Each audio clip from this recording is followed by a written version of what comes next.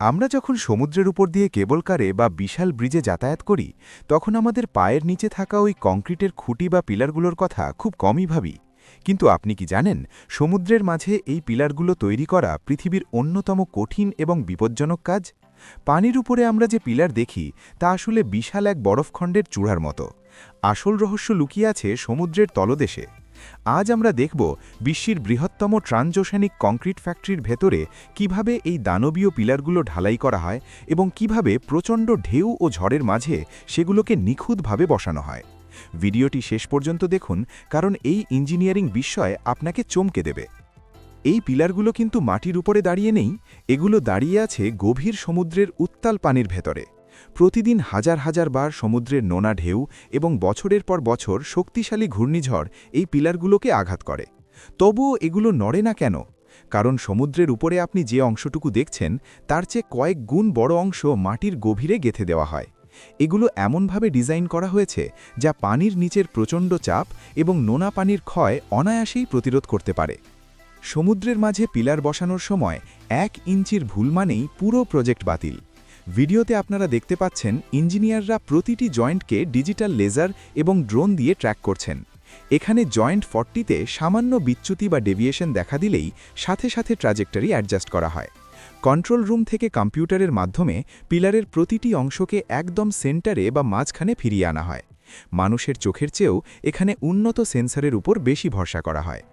পিলারের এক একটি প্রিফ্যাব্রিকেটেড সেকশন বা অংশ যখন পানির নিচে নামানো হয় তখন হাইড্রোলিক সিস্টেমের সাহায্যে সেগুলোর ভারসাম্য বজায় রাখা হয়। হাই প্রেশার পাম্প ব্যবহার করে পানির নিচের বালু ও মাটি সরিয়ে পিলার বসার জায়গা পরিষ্কার করা হয়। এরপর সেন্টিমিটারের মাপে প্রতিটি ব্লক একে অপরের ওপর নিখুঁতভাবে বসিয়ে দেওয়া হয়। এখানে প্রেশার কন্ট্রোল যদি সামান্য অস্থিতিশীল হয় তবে পিলারটি বাঁকা হয়ে যাওয়ার ঝুঁকি থাকে। খোলা সমুদ্রে কাজ করার সবচেয়ে বড় শত্রু হল বাতাস।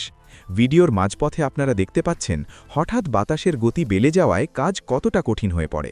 যখনই বাতাস বিপজ্জনক পর্যায়ে পৌঁছায় ইঞ্জিনিয়াররা দ্রুত গাইড তার বা গাইড ওয়্যার দিয়ে পুরো স্ট্রাকচারকে সুরক্ষিত করেন। বাতাসের প্রচণ্ড ঝাপটা সামলেও যেন পিলারটি একদম ভার্টিক্যাল বা সোজা থাকে সেজন্য হাইড্রোলিক জ্যাক দিয়ে অনবরত চাপ নিয়ন্ত্রণ করা হয়। পিলারের মূল শক্তি আসে এর কংক্রিট ঢালাই থেকে।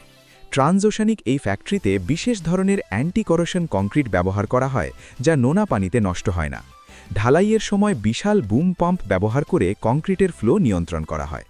ভাইব্রেশন টেকনোলজির মাধ্যমে নিশ্চিত করা হয় যেন কংক্রিটের ভেতরে কোনো বাতাস না থাকে, কারণ সামান্য একটি বুদবুদও ভবিষ্যতে বড় ফাটল তৈরি করতে পারে। বাতাসের গতি বেড়ে গেলেও বিশেষ পদ্ধতিতে প্রবাহ সচল রাখা হয়। সব শেষে আসে চূড়ান্ত পরীক্ষার পালা। ফিলার গেজ নামক একটি যন্ত্র দিয়ে প্রতিটি কোণ মেপে দেখা হয় যে পিলারটি নির্ধারিত টলারেন্স লিমিটের মধ্যে আছে কিনা। নিচের দিকের ব্রেসিং বা বন্ধনীগুলো এমনভাবে শক্ত করা হয় যাতে সমুদ্রের তলদেশের শক্তিশালী কারেন্ট বা স্রোত পিলারটিকে ধাক্কা দিয়ে সরাতে না পারে।